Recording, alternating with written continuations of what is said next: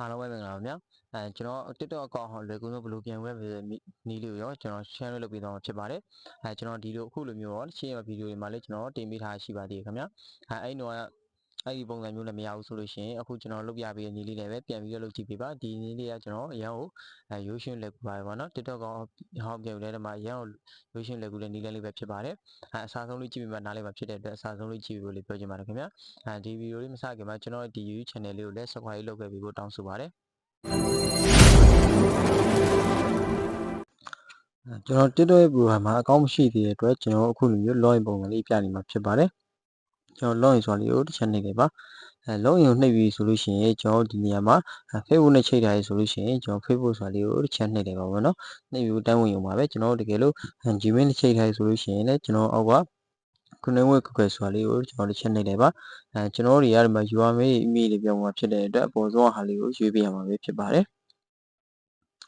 အပေါ်ဆုံးဟာလေးကိုရွေးပြီးပြီဆိုလို့ရှိရင်ကျွန်တော်အဲ့ကောင်တစ်ချမ်းထောက်လိုက်ပါမယ်ပေါ့နော်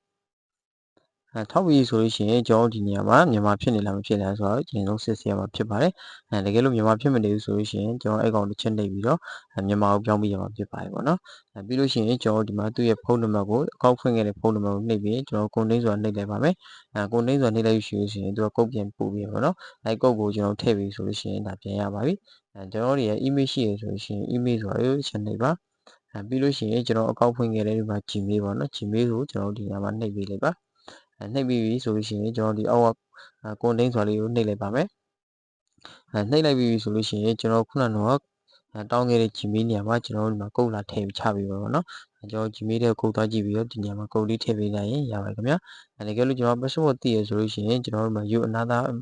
password ဆိုတော့ကျွန်တော်ရွေးပြရမှာဖြစ်ပါတယ်ပေါ့နော်ပြီးရင်ကျွန်တော်ဒီမှာ password နေရာလေးကိုတစ်ချက်နှိပ်ပေးပါpassword နဲ့နှိပ်ပြီးရှိရင်ကျွန်တော်ဒီမှာ TikTok account စဖွင့်နေတော့ကျွန်တော်တို့ထည့်ခဲ့တဲ့ password ပေါ့နော်အဲဒီ password ကိုကျွန်တော်တို့ဒီနေရာမှာထည့်ပေးရမှာပဲဖြစ်ပါတယ်ကျွန်တော် password ထည့်လိုက်ပါဦးခင်ဗျာ